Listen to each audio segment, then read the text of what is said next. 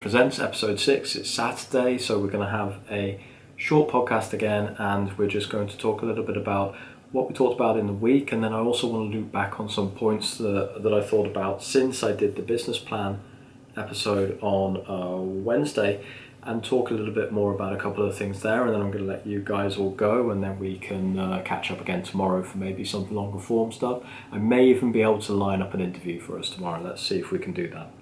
So this week I started out by just introducing to you guys why it is that I'm doing this and what the purpose is behind it and why this is so important for me and why I'm putting my extra effort in. And just want to reiterate that it's just about me feeling that I have something to share and wanting to share that with you all, and hopefully be able to start conversations which I really enjoy and connections that we can talk about these things. Then I talked about my travel essentials, which I enjoy talking about that because I enjoy my travel, and there was a suggestion to edit that down because it's quite a long episode, over 20 minutes, and so I will see if I can edit that down so we can get to a 5-minute quick list. But I did put the links into all the products that I was talking about, and so you can go into the YouTube video and the product list is there with the links as well.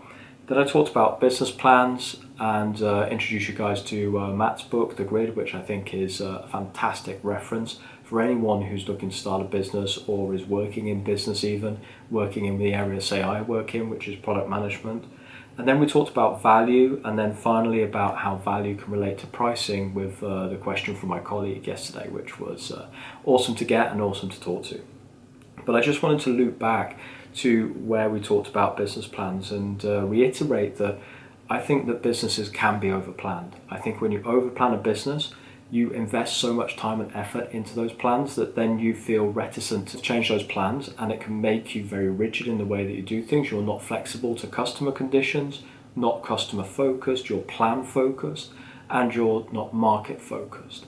So then you're going to lose out, your plan is going to run your business, and it's going to run your business eventually into the ground. And you need, when you're doing any planning, and I'm not suggesting you do zero planning, I'm just suggesting that you need to find the right level of planning that you do. You need to think about why you're doing that plan. As I talked before, are you doing it to try and get funding for a project or funding for a specific business that you're wanting to grow? Or are you doing it in order to just understand, okay, I'm going to want to set a barometer for me to measure my progress against, which is what I would suggest you do it for.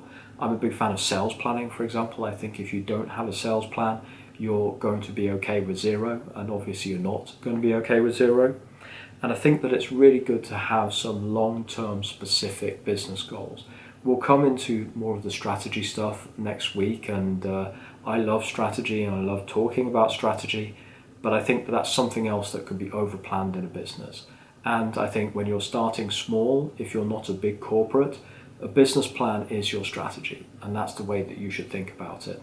And so we'll talk about some more specifics in that next week. I've got some great examples for many of the textbooks that I've read over the years and the studies that I did during my MBA, and the experience that I've had in Tetra Pak and talking with a lot of friends who work in various different types of businesses.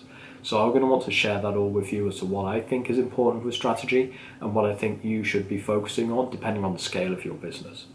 So I think next week we're going to look at a small business podcast, new, a medium, and then maybe a large business, and talk about strategy in those 3 different contexts, and then see how that should maybe be important and how the considerations might differ based on the scale of where you are and what you are. So that's going to be our plan, I think, for next week. And then I think the most important thing, whether you're talking strategy or a business plan, is that it's how you contextualize your decisions around it. If you want to grow, then that's what you do. That's how you make your decisions. If you want to consolidate your market share, that informs the decisions that you make. If you want to reward your employees more because you want them to stay around more and you don't want to have to be dealing with the turnover, that's also how you make it.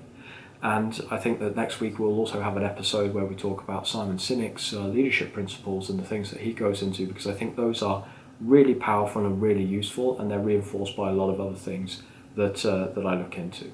So this has been just a short rundown of what we've gone through this week, and it's been super interesting for me, and it's been great to engage with you all, and I'm super excited about the comments and the questions and the answers and that I've been able to provide and the discussion that we're going to have. I hope to continue this through into the long-term foreseeable future, and I'll talk to you all tomorrow. Thanks very much. Good night.